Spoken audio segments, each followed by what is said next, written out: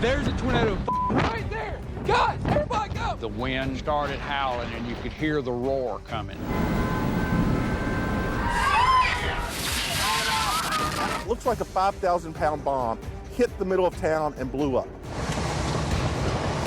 Holy get it done! Oh my God! This is an emergency.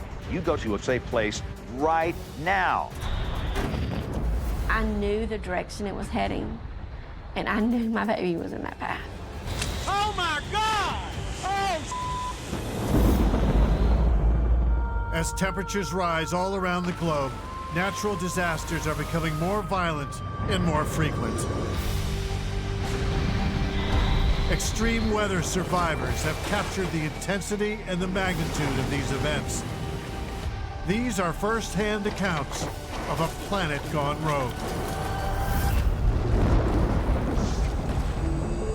April 27th, 2011 was the worst day on record in Alabama. 62 tornadoes touched ground and 252 people died in less than 24 hours. James Spann spent most of that day on live TV, trying to save lives. Get away from the door! The most important part of my job is to provide adequate warning for storms that can kill people. And if we're not successful at that, we're not successful at anything. At 5:40 a.m., James Spann joins his colleague, Jason Simpson, who's been on the air since 3:30 a.m. I want to show you this from the graphic system. The Storm Prediction Center has placed Alabama in a high risk of severe weather today. We all knew it was going to be bad. It's going to be one of the worst severe weather days that we'd ever seen. We've got James Spann. Thank you very much. When he walked in the door, for me, there was a feeling of comfort because I knew I wasn't going to keep fighting this fire alone. In addition to radar and satellite data, Spann and Simpson rely on professional storm spotters to provide what they call ground truth. We were one of several teams that worked for James Spann at his TV station. So our job is to find storms in northwest Alabama, and when they start happening, to give visual confirmation. 45 years in the weather business, and I've never seen a tornado, and somehow or other, I just had this knowledge that I was going to see one on this day. Brian and Tim meet in the city of Jasper, an hour northwest of Birmingham, where Spann's TV station is located. Around 2 p.m., we notice an odd-looking cloud approaching us. Brian, is that a rain-free base over there, sir? I was just trying to decide that. I mean, this storm looks so weak on radar, it doesn't even seem possible. Doesn't look like much at all. Lo and behold, it comes over us, and as it comes over us, we see that telltale sign, a rain-free base and a wall cloud, and in addition to that, the wall cloud is rotating. I see rotation. I see rotation. Check it out, Brian. Yep. Rotation. We have rotation. It takes a severe thunderstorm to make a tornado. If wind shear causes the mid-levels of a thunderstorm to rotate, a mesocyclone is formed. And if the rotating winds then descend to the ground, the result is a tornado. Where's the cell phone? Tim places a call to the National Weather Service and informs them of what we're seeing as storm spotters. This is Tim Coleman. I am on Highway 78, just west of Jasper, and I'm watching a rotating wall cloud. That feature's coming right at us. I got to get back in the truck. They immediately issued a tornado warning. This is an urgent message. This is a tornado emergency for the city of Coleman. Lauren Minot was aware of the tornado warning when she left her house and headed to work in downtown Coleman. But for Lauren and most people who've grown up in the area, tornadoes and tornado warnings are just a routine part of life in rural Alabama. I had the radio on, but I wasn't really paying attention to the weather until it beeped really loud and said there was a tornado in South Coleman County. The National Weather Service in Huntsville has issued a tornado warning for extreme southeastern Madison County in north central Alabama, southwestern Jackson County in northeast Alabama. I get just about in town, and I'm looking around because they're still saying that there's a tornado. And finally I see it. Our store best car. Oh my God. Better prices every day. Holy crap. At this point, I'm just like, oh my gosh, I have to get out of here. So I turn around thinking that I'm gonna have time to get out the way. Friday, April 29th is the final day to shop the Willow Tree Hotel. And it hits me. It sounds like someone is throwing rocks at my car.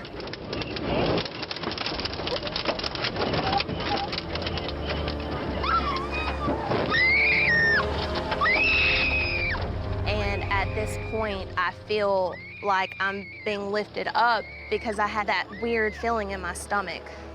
You know, like when you're riding a roller coaster.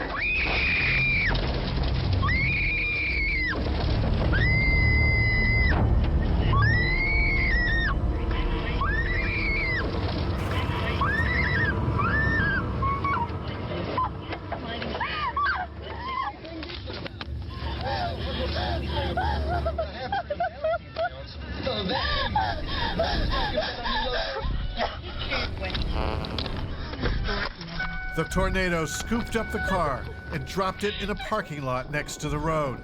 Fortunately, Lauren escaped without injury, even though she ignored all the warnings. In 2011, about 80% of all tornado warnings were false. A warning was issued, nothing happened at your house. And after repeated warnings like that, where nothing happens, it's cry wolf, the boy that cried wolf. And we know that people seek confirmation when they hear a warning. They believe it when they see it. They turned on the television and we had the live stream of the tornado. There it is. And again, this is coming right through the middle of downtown Cullman. You can see the debris. The live streaming images broadcast on TV left no doubt in Kim Cross's mind that this storm was dangerous and deadly. She's a journalist and longtime Alabama resident. When we first saw Cullman on TV, you get this terrible feeling in the pit of your stomach. You think, my God, people could be dying. I'm watching on TV as people are dying.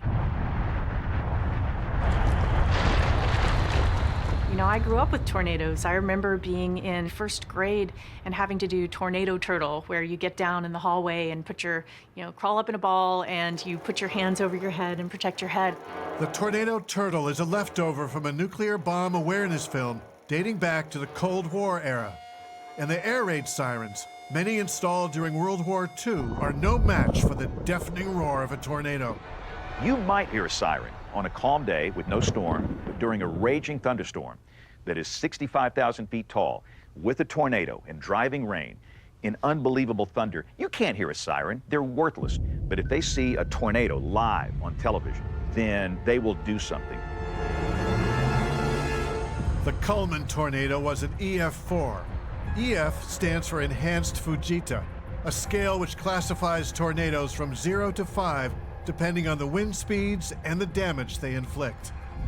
The Cullman EF4 stayed on the ground for more than 65 kilometers, and close on its heels, an EF5 tornado slammed into the city of Hackleburg. So if you have family that live in Lawrence County, up around Moulton and Hatton, call them now. Let them know that there's a large, violent tornado on the ground moving across Lawrence County. After it flattened a Wrangler jeans factory, the EF5 continued northeast, headed straight towards Carrie Kirby and her family and friends. The last thing they said on TV before we lost power was it just hit Phil Campbell. It's headed towards Mount Hope. If you're in the path of Mount Hope, get out. So we got in the truck and came down here and got in. And it was bad. It was bad. Carrie's neighbor, Billy Little, is a chicken farmer. Just a few hours before the twister hit, Billy saw Carrie and her husband Hal in town and invited them to ride out the storm in his cinder block shelter. You know, it was real black back in there. You know, it's just a black cloud. But yet I was looking back in there over in woods, and the tornado was drawing that energy, and it was clouds. I mean, big clouds just rushing towards it. You know, it looked like it was doing 200-300 miles an hour. You could see a wall of rain and stuff moving I saw that way. Black and gray mist looking that it was rolling in front of that wall. Hail the size of golf balls started dropping from the sky, the telltale sign of the cold front that fueled the twister. Then me and Billy were looking at the balls of ice, and one hit you on the hand, didn't it? It hit me on the hand, and my son, he was running, and one hit him on the head before he could get in there. and then I could see gray smoke just rolling towards us. And that scared me to death when I saw that. So I got back in the shelter and sat down, and I was silently praying they would hurry up and get in the shelter and close that door. Hey, it's coming right over us. Yeah, I ain't never seen nothing like this. Hey, look at that, boy. It's getting dark. Look here, Lord, have mercy. I ain't never seen nothing like this. When they got the door shut, it didn't last but 30 seconds of quiet before we could start hearing the tornado coming, and it sounded like a jet airplane to me.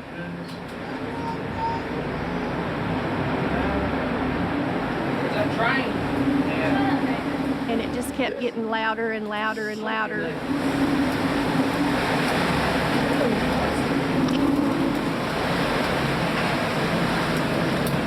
And then we could start seeing mud and pieces of leaves and trash being thrown up under the door into the shelter with us.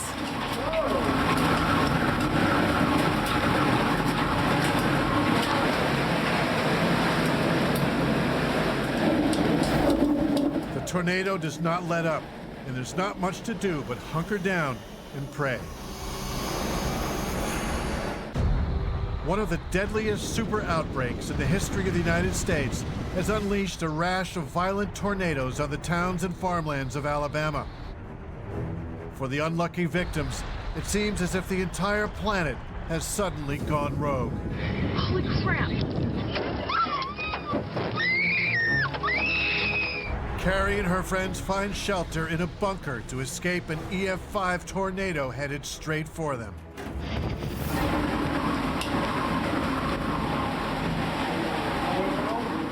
I just was hoping that the roof would stay on and the door would stay shut. Timmy. It's out on top of us.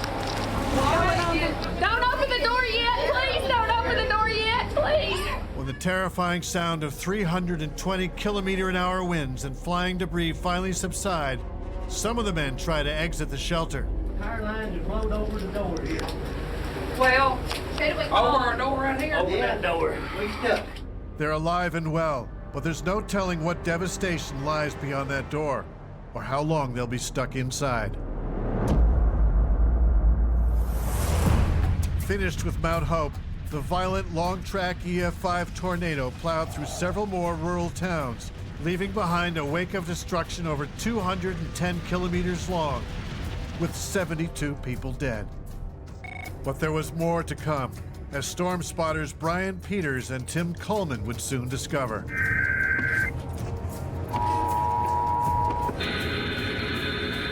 Doppler radar showed this tornado moving northeast at 55 miles per hour. We hear the emergency broadcast system, that sound that is so unmistakable. It starts listing off times, and it tells us this large tornado will be in Cordova at 4:55 p.m. The tornado will be near Jasper and Cordova around 4:55 p.m. Central Daylight Time. Tim's radar application shows two massive thunderstorms, both capable of producing tornadoes. But radar doesn't tell the whole story. A lot of people think the radar beam just magically hugs the surface of the Earth. It doesn't work that way. Radar goes in a straight line. The Earth curves. So as you get a distance from the radar site, the beam is higher and higher and higher. So in some cases, at a distance from that radar site, your beam might be 5,000 feet off the ground. So we know there's violent circulation 5,000 feet off the ground. We don't know if it's at the surface. And the only way we know that, it's trained spotters. Tim and Brian are both professional meteorologists. They've studied enough tornadoes to know that what makes them so dangerous is their unpredictability. They know that without warning, a tornado can change direction, turn back on you, or appear when you least expect it. That's why a trained storm spotter never stops evaluating and reevaluating the risk. We decided, well, let's go for it. And if it becomes too dangerous, we'll stop. So we began to head south. All right, this will take us straight down to the interstate. We're going to try to intercept a massive supercell with a dangerous tornado that's currently in Pickens County. We get on Interstate 22 around 4:20 p.m. We know the tornado is back there. We cannot see it because we are in extremely heavy rain. At this point, we realize we can catch this tornado, but we're going to have to drive through the northeast edge of the storm, right out in front of the tornado, get south of it so we can see it. So it's a very risky maneuver. But we're driving into the core now. I don't even think we can do much more. Just heavy rain. Given the fact that we now are going to cross directly in the path of the likely tornado, I'm becoming apprehensive about continuing on this journey. I mean, I don't know, Brian. I just don't want to die. You know? I don't want to die either. We can do it. The rain starts letting up and we're seeing a little bit of brighter sky ahead. We knew that when you start getting into that bright area, that's where the tornado is going to be. We're going at speeds close to 90 miles per hour. A few hailstones start hitting the car. Oh, damn. I hear hail. Oh! We counted at least 9 bangs as large hail begins to hit my vehicle. They were at least golf ball size. So we want to get under the overpass. We're getting hail. Oh, I mean, we're directly in the path of the tornado now. Brian then starts asking me, should we stop? And I said, no, we cannot stop here. We are directly in the path of the tornado. If we stop here now, we will die. Just haul ass. You got a good view coming up right here. There's the tornado. Okay. Oh my God, it's there. I see it. Just keep back, keep driving. Drive. Just keep driving, man, because it's coming at us. Where's my phone? Let me have my phone. Drive. My first thought was, I need to call James Spann at ABC 3340. This is Brian Peters. Can you patch me through to James? My second thought was, it's happening. After 45 years in the field of meteorology, I'm finally seeing a real tornado. I'm on I-22 and we've got the tornado in sight. There it is, Brian. My voice goes up an octave. There it is, Brian. So at that point, we stop. I'm stopping on the interstate to give James a play-by-play of what we can see from our vantage point. We can't stay here long. I know it. Multiple vortex tornado. And there it is. Not a wall cloud, not a rain-free base, a full-fledged tornado. We got Brian Peters on the line with us. Brian, you're seeing a tornado right now. Tell us what you've got. Yes, James, we're about a mile from Cordova, exit 72. But I want to tell you right now, it's actually coming in our direction. So we're not going to be able to stay here very long. Hey, Brian, you get out of there. I mean, if you got to hang up, you go. But have you noticed any debris falling out of the sky? There's definitely debris now, James. I can see there's a debris cloud near the bottom. At that point, we've done our job. We have visually identified it, given that information, so then James Spann, the National Weather Service, and be able to tell people, this is not just on radar. This is verified on the ground by 2 professional meteorologists. While James Spann tracks the Cordova tornado, a second team of storm spotters flags another twister. John Oldshoe also has a tornado on his live stream. All right, goodness gracious. That is a large wedge tornado. 2 storm spotter teams are now each tracking 2 separate EF4 tornadoes on live TV. It was the moment when we could see the lowering behind the trees that we knew what was coming to Tuscaloosa. We are now calling a tornado emergency for Tuscaloosa and Northport. It's way, way, way too close.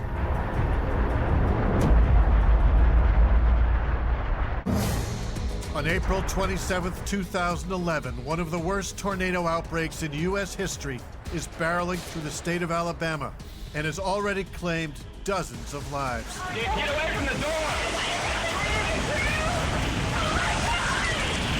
The magnitude of this super outbreak has caught everyone by surprise. So far, 43 tornadoes have struck. There's the tornadoes. Keep back, keep driving. It's out on top of us. Don't open the door yet. Please don't open the door yet. Meteorologists James Spann and Jason Simpson scrambled to get the word out and to save lives. They tracked an EF4 that devastated the small town of Cordova, population 2,100. Now they're streaming live video of another EF4 approaching the city of Tuscaloosa, population 90,000. So John Oldshoe has a large wedge tornado. I believe John's on Interstate 59. Is that right, Jason? He's at Knoxville looking up at this thing as it's coming up toward Highway 11. For the first time today, James Spann and his teams of storm spotters are ahead of the game. They report on a tornado touchdown 50 kilometers outside of the Tuscaloosa city limits. My job was not to make it the best shot in the world. My job was to get in front of the storm that was going to produce the tornado and get video live back to James. It just got black and black, more black. I mean, it was just the perfect wedge-shaped tornado. It doesn't matter what you say when there's a tornado coming through a city. It's too late. It doesn't matter. What matters is what you said 40 minutes ago. And in this case, I don't have to say anything because of John and Ben's live stream. There it is. This is an emergency. You go to a safe place right now. With a population of over 90,000, about a third of whom are students, Tuscaloosa is one of the biggest cities in the state. Alabama University graduate and journalist Kim Cross has lived here for most of her career. Alabama is what I always imagined a college would look like. The campus is beautiful. It's around a big green quad, and it's a huge school, and there are apartments and little cottages and rental homes, and a lot of students will get, 3 or 4 roommates and get a rental house. That's what we did. Football is really, really a big deal. On game days, you will see the quad blanketed with tents and carpets and flat screen TVs and lazy boys. I mean, they take it to a new level with the tailgating.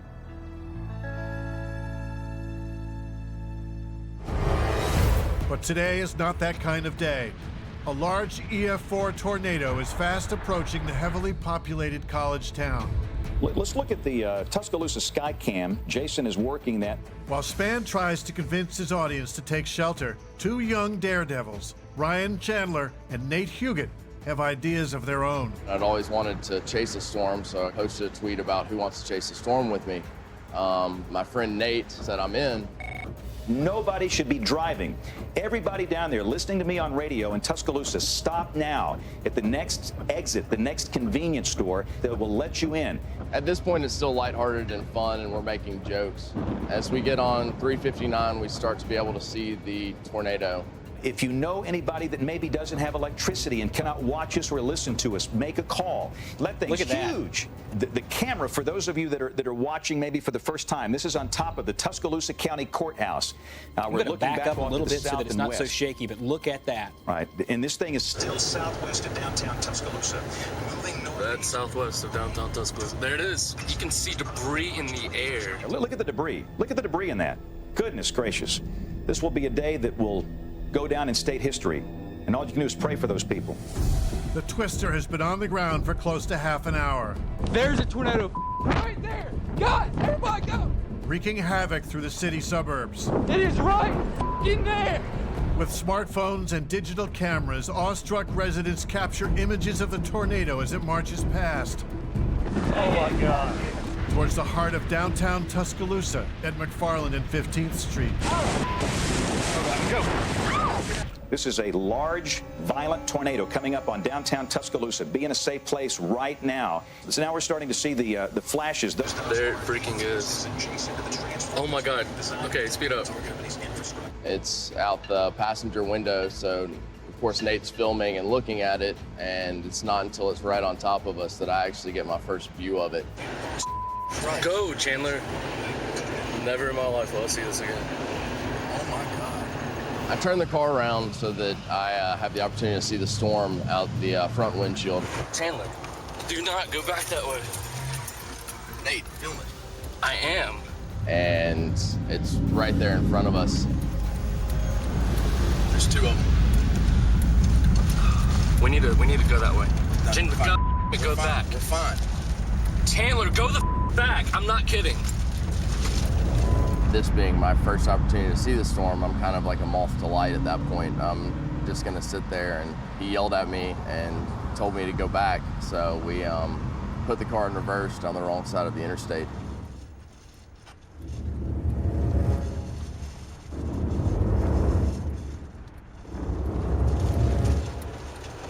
It's crossing the interstate right where we were.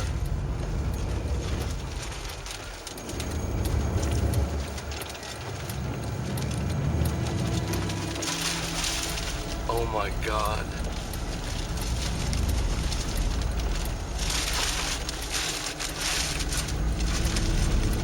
You can see huge debris. Oh my God. That thing is destroying everything. If you have a child on the campus of the University of Alabama, call them and tell them now to go into a safe place. Let's pan over to the left. Oh my Let's take goodness. it full. Look at that. Are you kidding me? Look at all the stuff flying around up there. That's coming over near Interstate 359 in Skyland. Nobody should be out there. This is an extremely violent situation. I had turned the TV on in Elmore County, and I knew where that storm was. I knew the direction it was heading, and I knew my baby was in that path.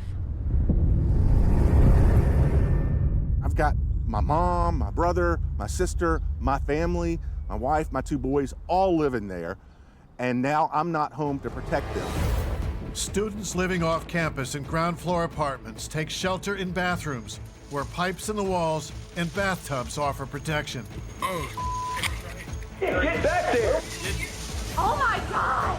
Holy, look at it, dude! Oh, get it done! It's fucking massive! He texted me at 5:12 and he told me, he said, this thing is huge, I'm fine. And I texted him back and I said, so y'all are okay? Oh, it's right outside. Oh my God! The phone cut off at 5:13. I knew in that second she was gone. Moments later, the tornado comes knocking at Will Caruso's door. Incredibly, like so many others, he has the presence of mind to keep recording with his smartphone. It is exactly 5:14. The tornado is passing over us. Tuscaloosa, Alabama. I love you guys. I love you guys. Holy shit. Holy shit. Lulu, hey. Lulu, got my goal. I got it. We were all holding on to each other. I was holding on to 2 dogs and trying to pry myself between 2 walls and just doing whatever I could just not to get sucked up. Oh, God. Windows are going out. The water's coming down. The water's coming down. A large tree behind the house fell on top of the roof, and beams from the attic and insulation and drywall came pouring down on top of us. Oh, God. The wind is tearing his house apart, but Will's smartphone is still recording. Something fell on your roof, man. Still pretty windy out there, but... Oh, my God. Look at it. Oh, my God. Look at it. After it passed, the backside of the house was just demolished, just crushed. All the windows are blown in, glass and drywall. Tornado just passed over the house. The house is destroyed. Oh my God, everything is gone. There's got to be people trapped in there. We got to check on them. The tornado's fury lasted only 15 to 20 seconds, but the damage it caused was apocalyptic, and it's not over yet. It's still on the ground, on a path towards its next victims. We're going to get hit by a tornado. On April 27, 2011, the state of Alabama is under siege. Oh my God! That thing is destroying everything. The super outbreak's latest tornado barreled through downtown Tuscaloosa. Now it's headed toward the nearby town of Holt, Alabama. Vietnam veteran and environmentalist John Wathan knows this storm is the real deal. Here it is, boys and girls. Our weatherman, James Spann, is normally cool, calm, collected. Nothing rattles this guy. But I don't want to be so specific. I want everybody in the city limits of Tuscaloosa to stay sheltered. I heard something in his voice I'd never heard before. The urgency now is for those of you out here in the eastern side of town, over here toward Cottondale and Holt and Alberta City. People can read me. I've been here since the Civil War. I'm old as dirt. I've been on television forever. They can read my body language. They can read my voice inflection. And they could see a change when I saw that live stream. After hearing the edge in James Spann's voice, I took my camera bags, my guitar. I went up there to the storm room that I'd built and put everything inside, started getting the family inside. Look at the fog coming up out of the valleys. This is spooky. The creek was evaporating. The barometric pressure was dropping so fast that it was actually pulling moisture out of the creek. Inside the vortex of a tornado, a vacuum effect occurs. At times when the atmospheric pressure drops and the updrafts are strong enough, it can suck up water from a river into the tornado's funnel. This phenomenon was captured by a weather camera in Springfield, Massachusetts in 2015. Then it got dark outside. The wind went completely calm, but then it started howling and you could hear the roar coming. Get down!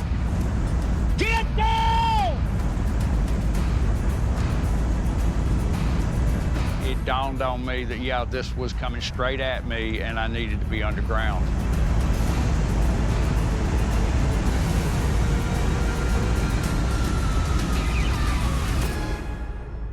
That's where I cut it off and ran underground. That's a dumpster in the air right there. When I looked up over the camera and saw that, it's when this is not a viewfinder, this is real. We're in the storm room.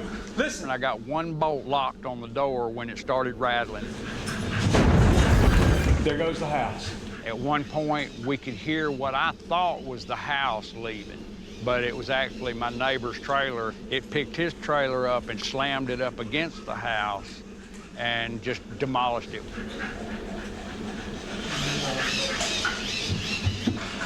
You feel my ears popping. The barometric pressure went so low that our ears were popping worse than any airplane ride I'd ever been on. I smell trees. All right, I think it's gone. Oh, crap! Oh, my God! See, that's right out this window here. My brother Johnny's lost every damn thing. We got roof damage. Oh, my truck! Oh, God almighty!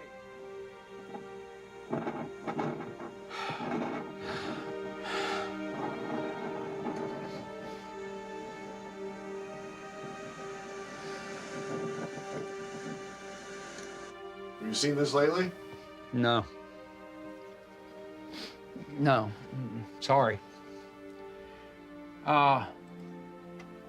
It was gone, man.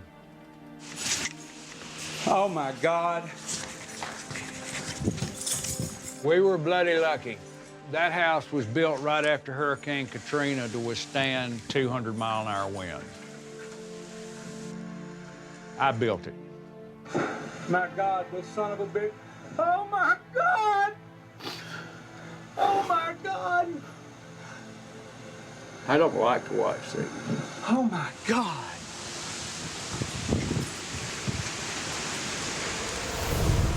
The tornado shows no sign of letting up. It's growing in size and power and becoming more dangerous by the minute. Holy freaking huge. This is the storm right here that produced all of the damage in Tuscaloosa County coming up toward Birmingham. And again, it is a clear call to action. There it is right there. This is going to turn out to be one of the biggest tornadoes that ever hit Alabama, I think. The tornado is almost 2 kilometers wide. It's headed straight for Birmingham, the largest city in the state, and home to journalist Kim Cross. When the Tuscaloosa tornado was coming toward Birmingham, it looked like it was on track to hit our house. We have a large, violent tornado. There's no if, it's a matter of where and when. After we saw that, our power flickered and died. And when that happens, not only do you lose TV, you lose your lights, you lose all of the whirring, clicking things that happen in a house, and it gets dead quiet. I follow James Spann's Twitter feed, and he tweeted a link to the live stream coverage, so we were able to watch TV on our phones. And at some point, he calls out our neighborhood. And again, this thing is awfully close to Bessemer, Hueytown, Fairfield. If I've called out your neighborhood, you should be in a safe place. That's when you think we could die in a few minutes. Luckily, the EF4 never made it into the center of Birmingham. It changed course, missed the downtown area, and then headed straight to the suburbs. We came out after the warning expired, and we looked around. There was not a leaf disturbed in our neighborhood, and we thought, well, was that it? And 7 miles away, Pleasant Grove was devastated. Tornadoes are the Russian roulette of storms. No one can predict when or where they'll strike. And while Kim Cross and her family don't suffer damage or harm, not everyone was so lucky. On April 27, 2011, a record-breaking number of destructive long-track tornadoes strike Alabama. The storm is on a rampage, destroying several $1 billion of property and taking scores of lives. Since the early hours of the morning, meteorologists James Spann and Jason Simpson have been on the air trying to save lives. The sole reason we're here is to provide lead time for people to go to a safe place of a storm that can kill you. In the case of April 27th, it didn't stop for hours and hours and hours and hours. It was like bullets from hell. We've got to get through this event so we don't have any more loss of life.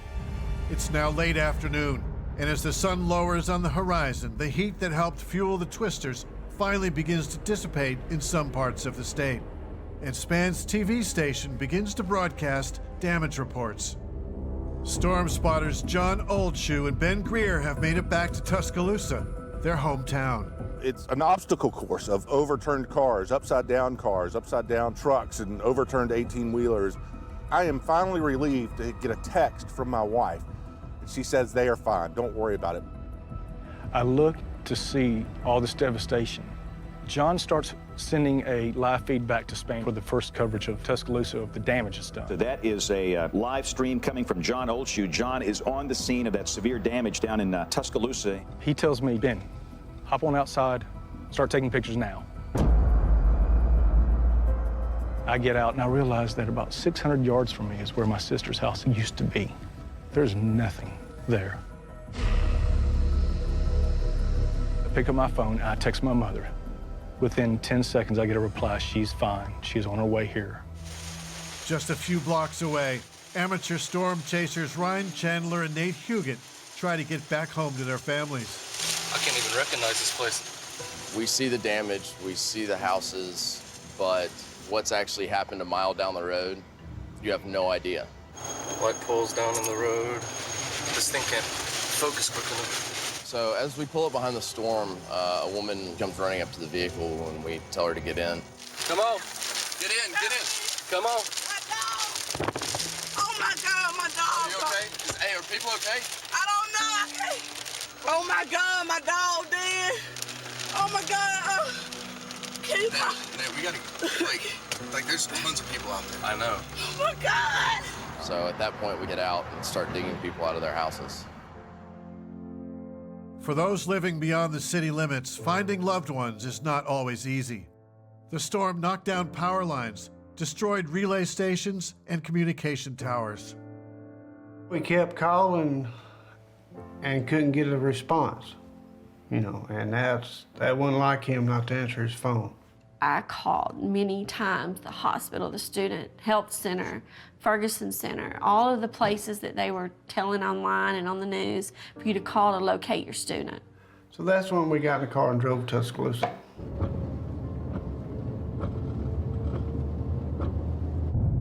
Pratt City, a bedroom community of Birmingham, has also been hit. That's where Alter lives, but he was lucky. He was at work when the tornado slammed into his neighborhood. I got a call from a female friend. She says that the storm was in the area. Then I got another call from another one of my neighbors. He was like, you might want to try to get home. I said, man, it's looking like a third world country over here. Alter's good friend, filmmaker Tig Knight, filmed as they surveyed the damage. Power lines down, debris everywhere. Devastation. Yeah, people just everywhere. Siding thrown everywhere, everything was in the yard. A neighbor's house, I could see directly into his kitchen. And walk in the house and I could just look up and I could see the sky just like I can see it right now. It was almost like it just had a sunroof. The top half portion, the roof was completely gone.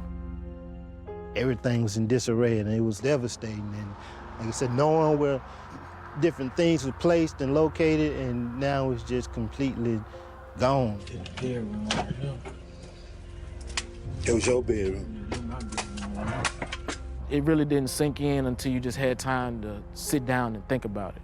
Probably felt good that you wasn't home. Yeah, exactly. Because if I was at home, I was going to either be in one or two places. It was going to be one in my bedroom or two downstairs in the basement. And my bedroom, two of the walls that face outside were actually gone.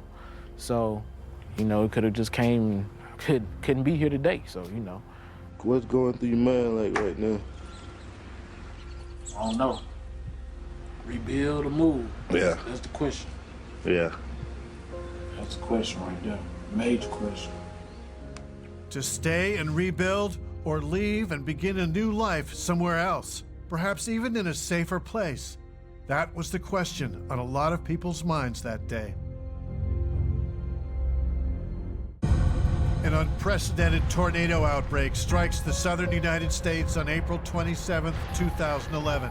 The hardest hit are the residents of Alabama, where over 50 tornadoes have touched down so far and wreaked havoc.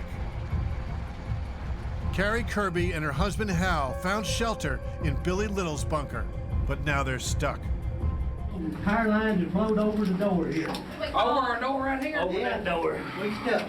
So 3 or 4 of them put their shoulders up against the door and shoved until they got a big enough crack that Hal could stick his head out the door. Billy said, "What do you see, Hal?" And he looked around and he said, "Nothing, Billy. I don't see anything. It's all gone." They all got the telephone pole off the door and we came out and there were just piles of debris everywhere, metal twisted everywhere. We looked over there and the black and white horse that had been in this field right behind us was sticking out the top of one of the chicken houses that was laying on the ground, and he was flailing his head around. And I just couldn't look at that anymore, so we went over towards Billy and Nancy's house to look at what was left over there. His house had been stone, rock, brick, and the walls inside were tongue and groove walls, and there was nothing left that you could recognize in that pile of debris except a rock fireplace sticking up in the middle of it. There wasn't really an option to pick up and move. You just take one day at a time and dig in and build it back. Further south, the Stevens drive to Tuscaloosa to search for their son William, who has not reached out to them in over 3 hours. It looked like somebody had come in and dropped a bomb on the place, because you could not drive down McFarland Boulevard. Will had decided to ride out the storm with a childhood friend, Danielle Downs, and her roommate, Lauren Brown. The house was surrounded by a lot of trees, and it took the trees down, and one come down and just took the whole house, just centered the house. When they found him, he had one under one arm, one under the other. He was on top of both of them. Yeah, he was laying over top of them, and they was holding hands. And Lauren's nails had broken nail off into his print, hand. yeah, had broken off into his She had hands. squeezed his hands so tight that her fingernails broke off in his hand. Lauren's mother, Ashley Mims, found her daughter in a hospital morgue. She had pieces of debris in her hair, a broken Xbox game, dirt and stuff like that, grass, leaves, mixed in her curly hair. And she was just asleep, is what it looked like. In all, the death toll was 252, a number that haunts James Spann to this day. That number will be etched in my mind until the day I die, because that's the death toll. That's the only number I'm focused on. History's going to judge what I did on the Green Wall, but the number of people that died lets me know that there was a lot of things we didn't do right. And yet at the same time, a lot of people that lived, there were some things we did right. I believe, like he does, that what we do is a service. We want to serve the communities that we love. So when we looked at each other about 11 o'clock that night, when the final tornado warning had ended and we signed off the air, there was nothing to say. There was just a heaviness, there was grief, there was sadness, because this was our state. Many records were broken that day. The frequency of the tornadoes, the distance they traveled, and their wind speeds. And while much about tornadoes remains a mystery, modern research can increase warning lead times using computer models and ground observations. Because as global temperatures continue to rise, it's likely that the frequency of super outbreaks will also continue to rise. And meteorologists like James Spann can do little more than prepare for the next catastrophe and find new ways to save more lives. Often in the weather enterprise, we're very guilty of being narcissistic, and we thump our chest, we talk about we saved lives and we're so good. Well, we didn't save 252 in my state that day. I won't accept that, and I'm very driven to find out what went wrong. Let's get in there and fix it. The physical science was excellent. The social science, behavioral science, we have to learn. I looked out the window, and there I saw this massive wall of flame. Holy this is crazy. We're fighting the beast. It was a living, breathing, eating machine. We had 860,000 liters of fuel. Where are you? Right now, I'm escorting fuel through a burning hell. I'm getting phone calls from parents. Where are you? Do you have my child? It's monstrous. It does whatever it wants to do. It will eat anything in its path. Holy look at that! Oh my God, it's gonna burn down! As temperatures rise all around the globe, natural disasters are becoming more violent and more frequent. Extreme weather survivors have captured the intensity and the magnitude of these events. These are first-hand accounts of a planet gone rogue. One of the worst natural disasters in Canadian history struck on May 3rd, 2016, when a wildfire ripped through the city of Fort McMurray, Alberta. The fire became known as the Beast and forced 88,000 people out of their homes, scrambling for their lives. Might have been the last time I ever saw my house right there. Holy! Fire Chief Darby Allen led the city's efforts to battle the blaze. At times, it was 500 or 600 feet in the air, taking up all your eyesight. So as far as you could see left and right, and in the air, it was flame. And for those people that were on the ground fighting that fire, overwhelming. Just down the road from where I live. On Monday morning, Fort McMurray resident Jason Louvel films the season's first fires from his rooftop. It's fire number 2. There's fire number 1. A few water bombers in there now. That's a bad one over there, folks. We could see the smoke, so that's why we went in and see what was happening. You okay back there, puppy? Hey, say hi. Yeah. Well, there's off-road trails throughout. You can just take the trails, and they do end up leading to where the fires were. Well, there it is. Another big forest fire for Fort Mac. The wildfire west of Fort McMurray grew overnight, but it has been kept in check and away from town by overnight dozer work and ground firefighting efforts. Super dry. It's 30 degrees again today. Wind changes direction. It's going to come into town and we're going to have to evacuate. You know, I'm informed it was the driest conditions for 50 years. We'd had consistent high temperatures, no humidity.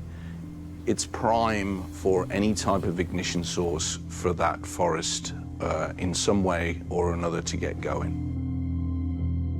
Fort McMurray is surrounded by the northern boreal forest, which spans from Alaska to Newfoundland. And the heart of Canada's oil production sits 100 kilometers north of the city. It's the Athabasca oil sands, where over 1 million barrels of heavy crude oil are pumped out of the ground every day. So when the first fires start just a few kilometers from the city, water bombers and helicopters are quickly dispatched by Alberta Forestry. I don't think they want us here anymore. Because they're blocking the road. I think we just got in trouble for coming and watching the fire. The helicopters landing. Yep. Jason and his friends are told to clear the road so ground crews can pave the way for an air attack. This early on, a lot hinges on how fast and how hard these units can strike. There they go. Sweet! Well, the lady said they're going to be bombing here very shortly. We should be getting out of here. I'm concerned. I know how dry it is. We also know how quick this thing is moving. And I'm concerned, although the reports are it's going to pass us by, the wind is continually changing. So although the wind is currently taking it down and away, if that wind changes, we're in trouble. 6:30 at night, on my way to night shift. There's a huge plume of smoke coming up just over the hill. Ash everywhere on the ground. Chris Burrows and Gina Bourdois have lived here for a decade. They've seen their share of wildfires, but this one is different. So, in a sense, we were sort of jaded because, yeah, we'd been living in a forest fire area and a forest fire zone, but it never got that close. Hope we make it through tonight. More fire starting. So at the end of the day, on the 2nd, we were in a comfortable position enough. There was no imminent threat at that time. But although we were hopeful, I was concerned that we were going to have some trouble on the 3rd. When dusk comes, firefighting crews are pulled back to safety. And Dale Benfeld gets ready for a long night. And that's what I did all Monday night, was monitor the situation with the staff that I had in the regional operations center. And really, that's the calm before the storm. At night, with the way the ground is out there, there's a number of valleys, there's a number of gullies. It can go in any direction, but you don't know where it is because you don't have a visual on it. Anything could happen.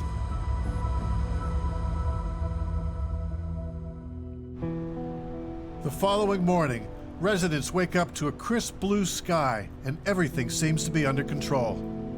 It's a beautiful day. There's very little smoke in the air. People are phoning me, we're fine, everything's wonderful. I remember giving a press conference that morning saying, you know what, let's not really count our chickens. That fire's sitting there and it's just resting up and it's gonna come back. People think it's fine and it's all gone away and it's nice to have that thought, but I just want people to bear in mind and don't get into a full self security. We're in for a rough day. What Chief Allen fears is an inversion. At night, the cool air keeps a lid on the fire and smoke below. So even though a fire might still be going, no smoke can be seen. But as the morning sun heats up the atmosphere, the cold air mass lifts and the fire emerges. Oh dear. It's getting bad again. All the fires have worked down, all restarted. Fluid situation in downtown Fort McMurray. The winds have shifted, so we have some announcements. This is a 30-minute alert to potential evacuation. Be ready, have your bag packed, be ready to leave when the announcement comes. Oh boy. The winds pick up and push the fire towards the southern edge of the city, in the direction of the Abasand, Grayling Terrace, and Beacon Hill neighborhoods. So we're live here in Fort McMurray in the community of Beacon Hill. This is one community under voluntary evacuation. And I'll tell you, basically noon came and it went from kind of smoky and then in a matter of 20 minutes or so, you know, it just went black. There's no more waiting around. We're evacuating. We wrote out a very quick evacuation order. No way it went. Mandatory evacuation update, okay? Residents of Abasand, Grayling Terrace, Beacon Hill are now under a mandatory evacuation order. Mandatory evac. They want us out of here. People are panicking, there's accidents everywhere. It doesn't seem like we're going to be getting out of here. It was just me and my missus here and the animals, so we just picked up what we could here and tried to get out of town. Gina is at work when she hears the evacuation order. I thought to myself, oh my gosh, like Chris is at home right now. I need to call him. Called him, no answer.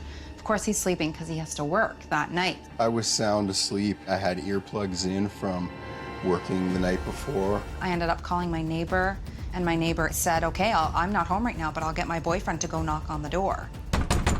And as I woke up, I could feel the house shaking because of the slamming going on in the door. And I looked out the window, and there I saw this massive wall of flame. With minutes to spare, Chris gets out of his house and jumps into his neighbor's truck. There was cars everywhere, so somebody had actually backed their truck up, smashed the gate going into a running trail into the forest, and we went through the woods down a running trail instead of getting stuck on the street. As news of the evacuation sweeps through the city's neighborhoods, gridlock brings traffic to a standstill. Here's old Abasand, it's gonna burn down. She's pretty bad, boys. Burning up pretty good. The cops got to get directing traffic and get people moving out of here. We're all sitting ducks if this starts breaching the property line. Fort McMurray is in the middle of the Borealis forest. There's one way in and there's one way out. But can the roads take the people? And the rationale was no, the roads can't take the people.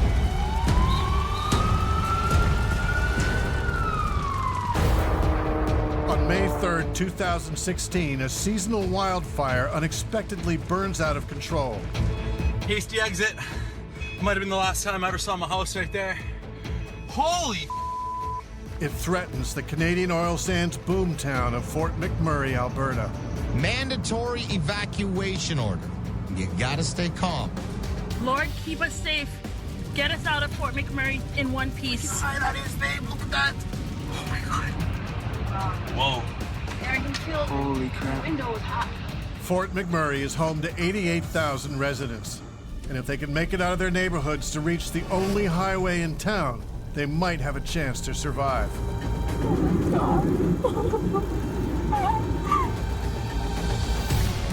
By now, there are areas of the city that are completely engulfed in fire. It's monstrous. It does whatever it wants to do. It will eat anything in its path. The beast does not let up. In a terrifying display of its unstoppable power, it jumps across the Athabasca River. It jumped 1,200 feet. That was astounding to us, because we had been told time again that the river was enough of a buffer that it wouldn't cross it. When it reaches something it wants to go across, but naturally it's stopping it, it tends to bend over the top. So that fire load and that wind is forcing it over the top. So those embers fly over now and they start touching down on the other side. You know, in a typical fire, you're talking about little pieces of embers. Here we're talking about whole pieces of trees and flying large debris that's on fire that's now falling on the other side of the river. It is chaos, really. You hear the emergency sirens going, but I need to show you, it's not just on the border. This is Fort McMurray burning.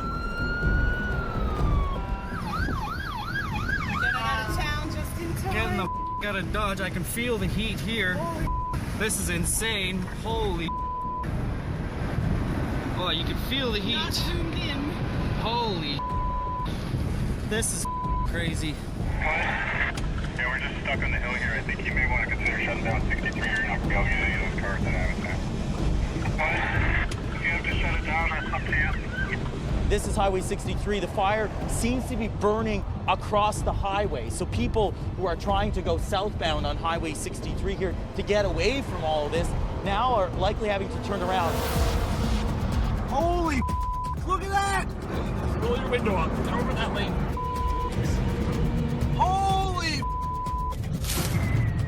I felt I needed to go on the ground to get a sense of what was going on, to feel the situation. When I get to Abisan, I'm watching the side of the hill burning. There's a lineup of vehicles going up the hill. So each vehicle I assessed was about 3 meters long. Given that, I think about 10,000 vehicles have to leave this city. I don't have enough space. And this is where I'm talking with Darby. I say, we've got to move people north and south. The decision was made that if you lived south of Taganova, you will go south. If you live north of Taganova, you will go north. So we changed the southbound lanes to all be northbound so that the traffic could get out of town. Our most effective tool, hands down, turned out to be Twitter. You know, there was no fluff language in anything. It was, this community is under mandatory evacuation. This is where you need to go. But you're talking tens of thousands of people getting to see that message really quickly based on how fast it was being shared.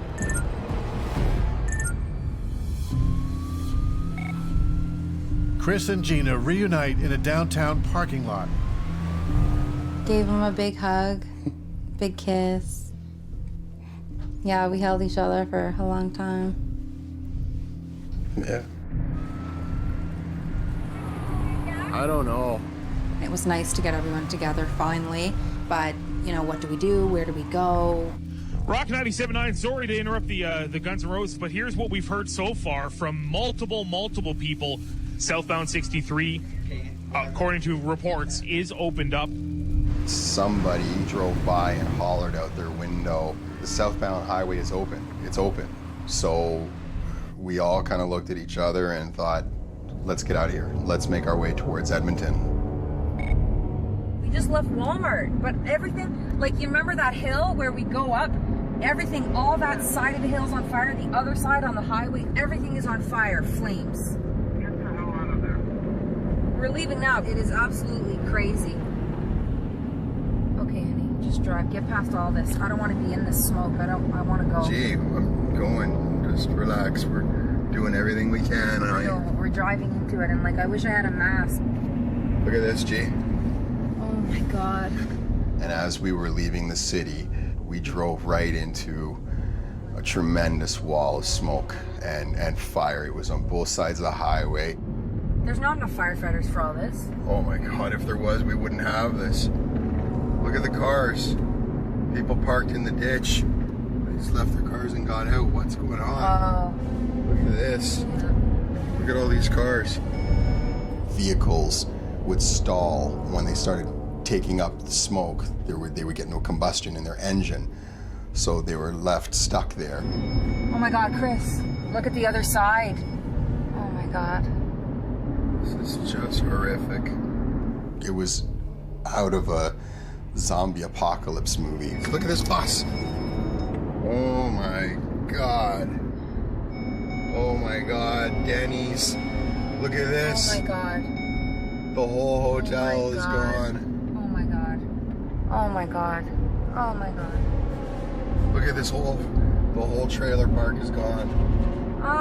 One day, and it just ripped through the whole city. One day. So many people's homes are gone. This is, we're finally leaving city limits. The fire does not let up. And now that the beast has jumped over the Athabasca, it's making its way north of the city. So now it's got a clear path up towards the majority of our population, 40 or 50,000 residents in the Thickwood and Timberley area.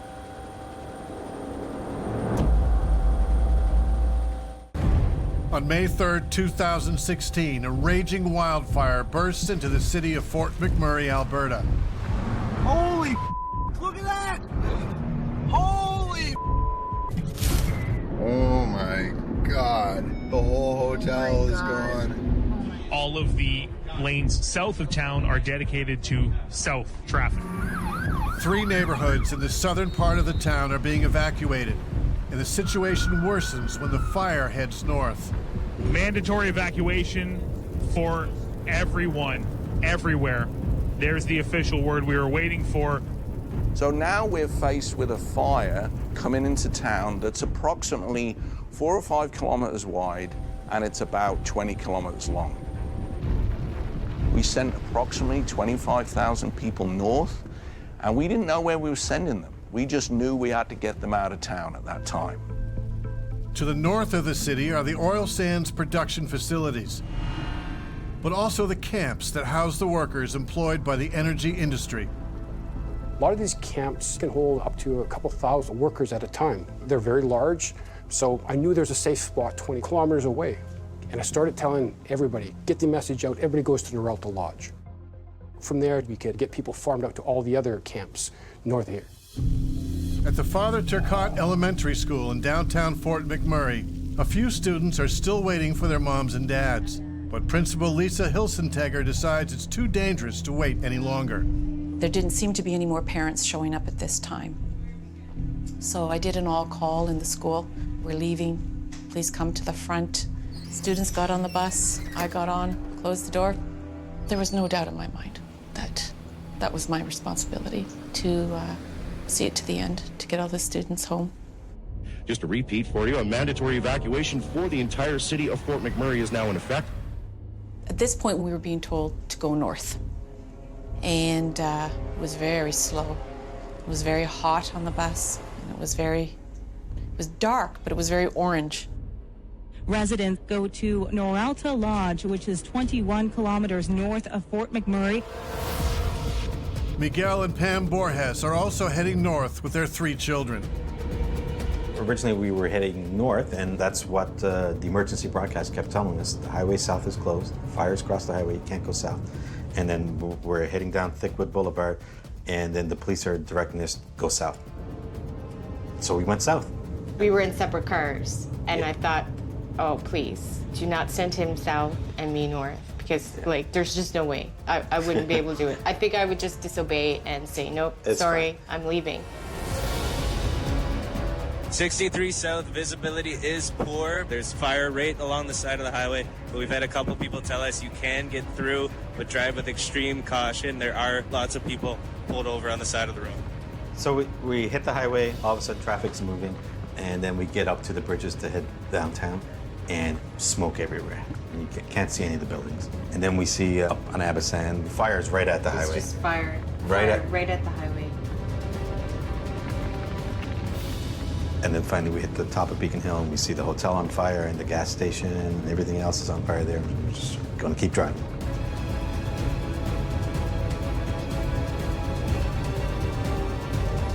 The message is to get out. I think people are realizing this now. If they were staying behind, you know, it's just too risky. And when you drive by this, you know why. You have to get out. While the highway fills up with traffic, firefighters save the homes people have left behind.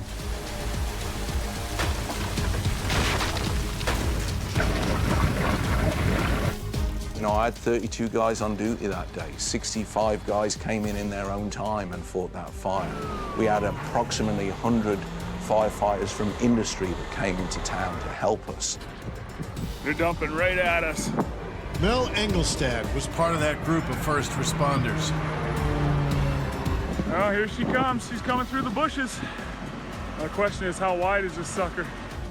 We are taking communities and saying, we can protect this community, we can save this community, but this one is already so far gone, we need to redeploy and move. There were various areas in the city where it was literally, if we didn't pull those guys out, they wouldn't have survived. For one firefighter, the fight became very personal. We had been sent up to assist a pump crew that was up in Abasan. We're driving down my block, and I noticed that I'm looking at my house that's on fire. It's the first one on the block, and it's fully engulfed in flames. I said, oh shit, all right, there it goes. The trampoline was on fire. You know, my kids played daily on that trampoline. I watched my 69 Firebird in the garage come up in flames. Firebird was on fire. At that moment, my captain got out of the truck to come stand beside me. He put his hand on my shoulder. He's like, do you need a moment? And I said, no, there's nothing we can do here. It's all stuffed and it's all gone. So let's go make a stand somewhere else.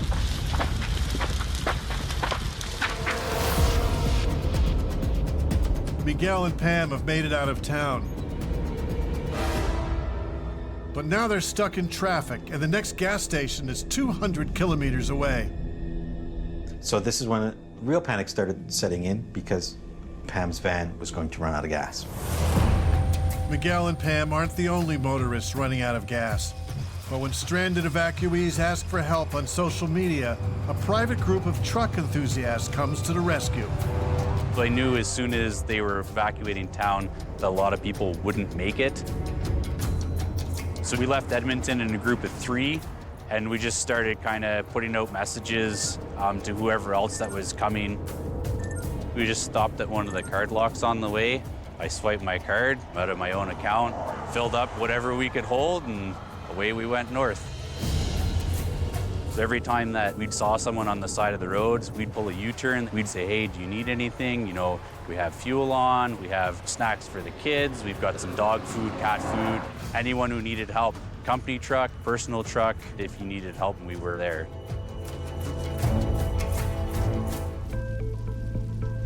By the time Miguel and Pam Borges reach a service station that still has some gas to sell, they're running on fumes.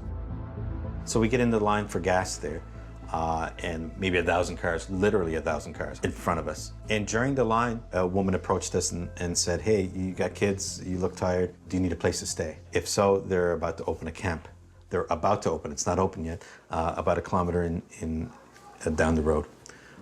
She said, yeah, sure, we have no plans, you know, we've been driving all day. The Borges family finally arrives at the Wandering River Camp, an oil industry facility. So they have a lady at the desk. You give them your license plate number, and it's like, okay, go get something to eat. So it was like the best chicken fingers ever because we were really hungry.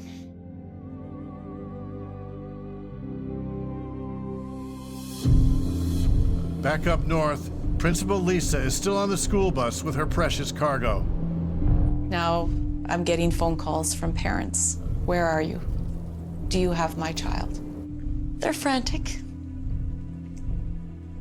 And I remained as calm as I could. We have them. They're safe. They're good. This is where we're at. We'll find you. Where are you? It takes them 5 hours to reach an oil camp. There, Lisa reunites more students with their parents. But when she learns that the route south is open again, she rounds up the few kids still in her charge and decides to take the chance. It was black. You could just barely see the lines on the road. When we got closer to the city, we saw the hotel along Highway 63 had burned. So we knew that Beacon Hill was gone. Once we got to the south end of the city, we knew we were going to be okay. Lisa takes the last kids to her dad's place, where they stayed for a few days until they were reunited with their parents. And finally, at this point, I thought, I did my job. As his firefighters work into the night, battling multiple fires spreading throughout the city, Chief Darby delivers a sobering update. It's in the city. It is impacting communities as we speak, and homes are on fire as we speak. It's a sad day for everyone in McMurray. We've had a devastating day.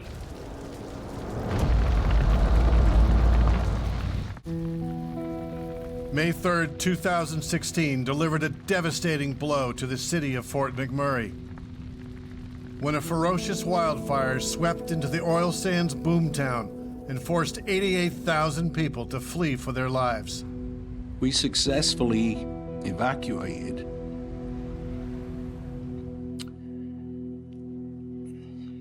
88,000 people.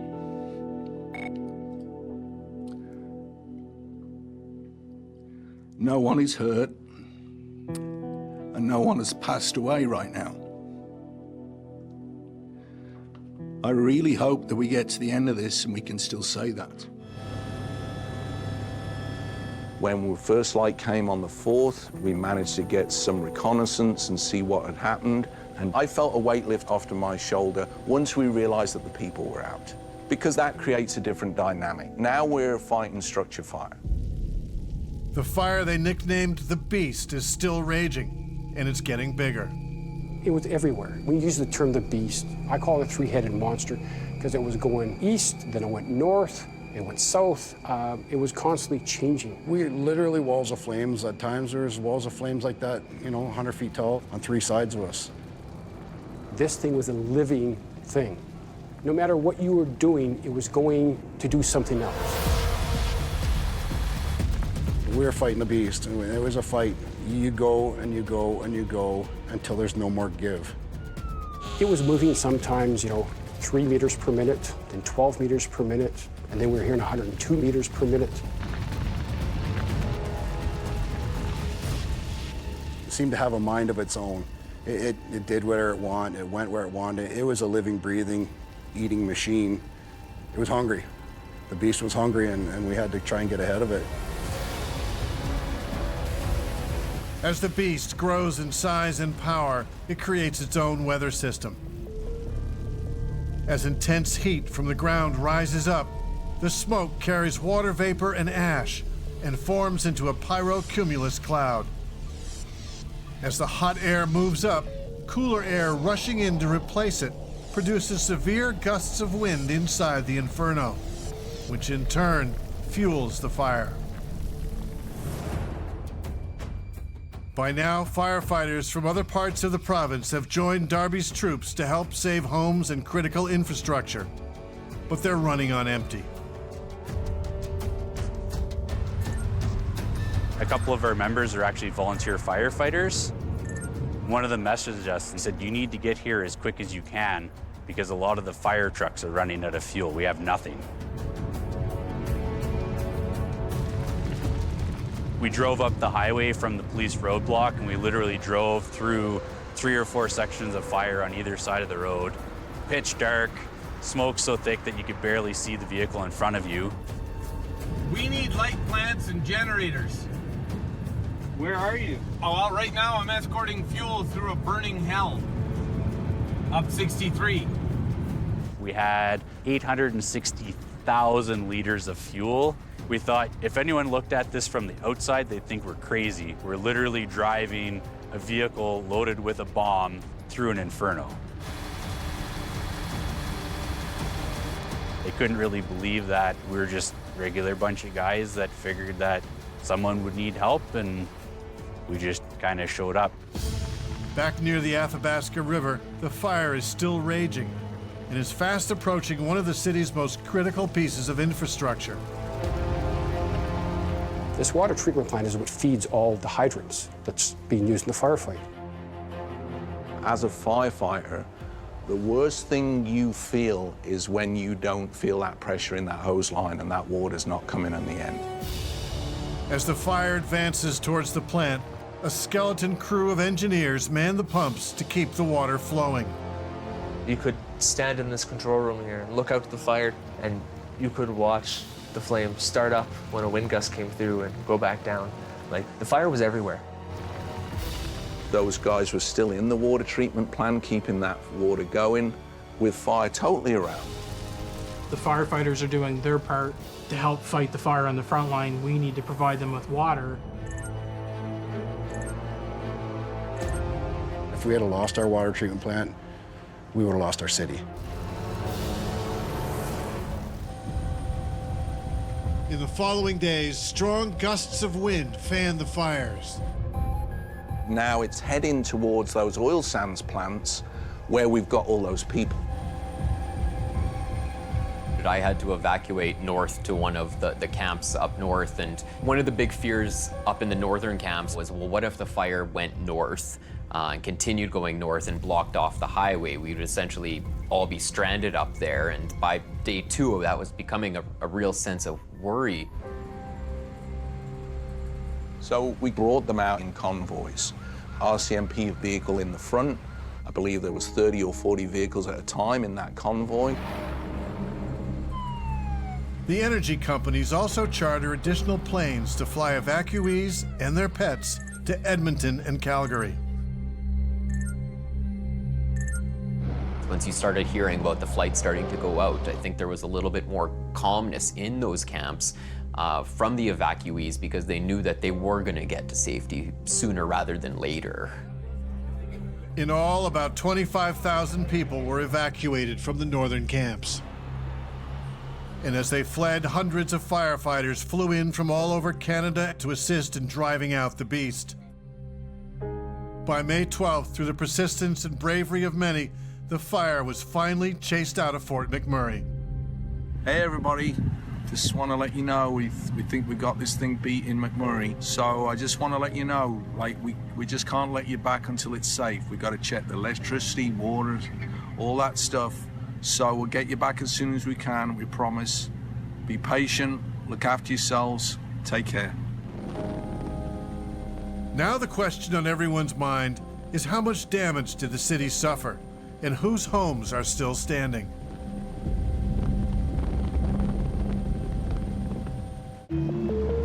For a whole week and all around the clock, hundreds of firefighters battle the terrifying blaze that engulfs Fort McMurray, Alberta. On May 13, 2016, Chief Darby Allen confirms that within city limits, the fire is under control. Good afternoon, everybody. Thank you very much. But that doesn't mean 88,000 evacuees can now return home. I know that everyone is anxious to return home. We're anxious for you to return home. But there is some work to be done to make sure it's safe for everyone before that can happen. Chief Darby takes Canadian Prime Minister Justin Trudeau and Alberta Premier Rachel Notley on a tour for a first-hand look at the destruction.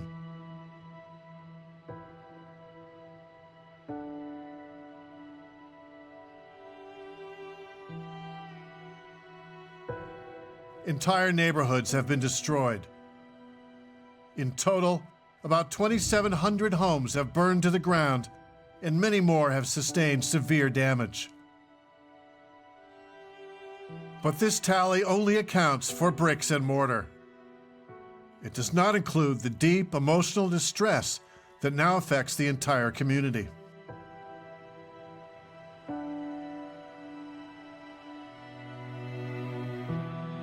For many years, Fort McMurray contributed huge amounts to the growth of our economy. Now this community needs help, and I can guarantee you, Canada will be here for this community. It will be weeks before the city is ready for residents to return. But it could have been a lot worse.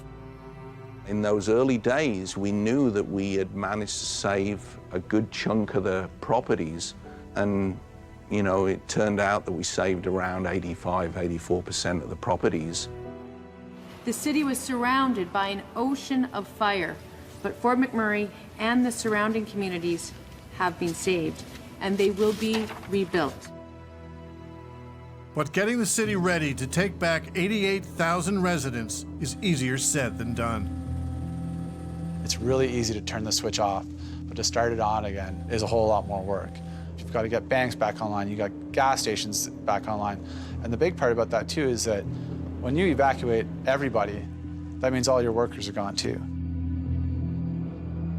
While the city of Fort McMurray prepares to rise from the ashes, the beast still roams the forest.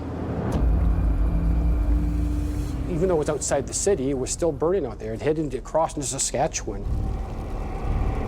It would take another month and the help of Mother Nature to bring the fire under control. By then, it had spread across more than 589,000 hectares of wilderness. A very large area, but for experts, it comes with the territory. In Canada, on average, we have about 7,000 forest fires, and it burns about 2 million hectares, which is about half the size of Nova Scotia. Fires are part of the natural cycle of the boreal forest. Fire reduces the spread of disease and resets the clock for new generations of trees. We have fire on the landscape. Wherever we have vegetation, we can have fire. Unfortunately, sometimes communities get in the way of the path of a fire, as in the case in Fort McMurray, and then you have disastrous results. Now, the fire is still under investigation. We're not sure exactly what caused it. It may have been a four-wheeled vehicle from a spark hitting a rock, or sometimes material gets caught up on the muffler and it heats up and starts to smolder, and then the wind comes along and we're off to the races. Whatever made the spark, it was a human who caused the fire. But it will take years of study before the increasing risk and severity of wildfires in the Canadian boreal forest can be fully understood. Fire in Canada has doubled since the 70s, and we believe this is due to human-caused climate change. 3 reasons. Fire seasons are longer. The official fire season in Alberta now starts March 1st. It used to be April 1st. Second, the warmer it gets, the more lightning we get. The more lightning we get, everything else being equal, the more fires we get. Third reason, as the atmosphere warms, fuels will be drier, easier for fires to start and spread. So we expect more intense fires in the future. The re-entry date is set for June 1st. As thousands prepare to return, the city tries to help soften the shock. When you leave and all you see is a burning wall of fire, you know, you're going to think the worst. And so it was our job to make sure that there was hope.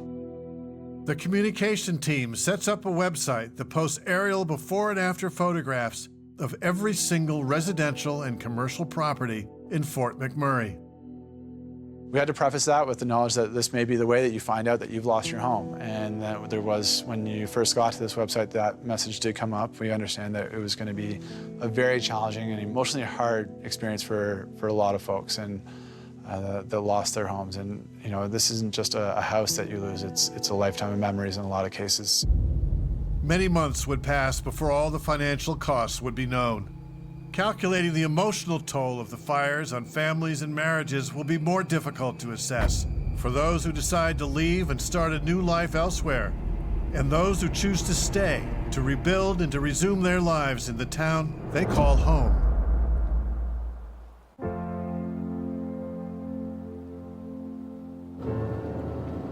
By June 1st, 88,000 Fort McMurray residents begin returning to their communities, and a welcoming committee is awaiting them.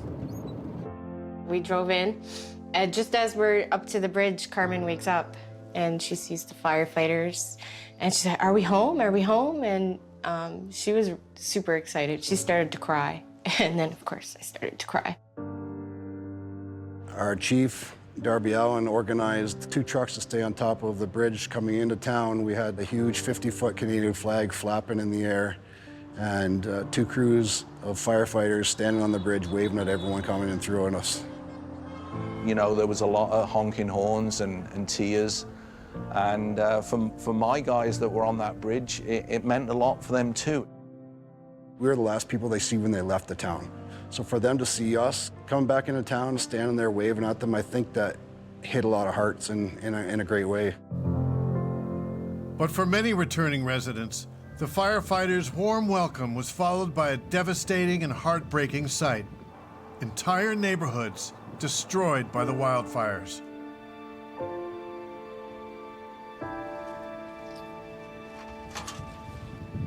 I knew that the house wasn't going to survive, but there's always that hope.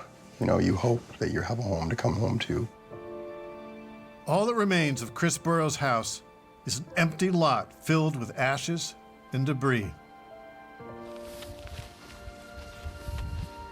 There was a few things that we managed to pull out of the remains. This is what's left of my grandfather's watch from after the war. This was what my mom kept and would put our family's baby teeth in. So other than that, everything perished in the fire, and it was tragic.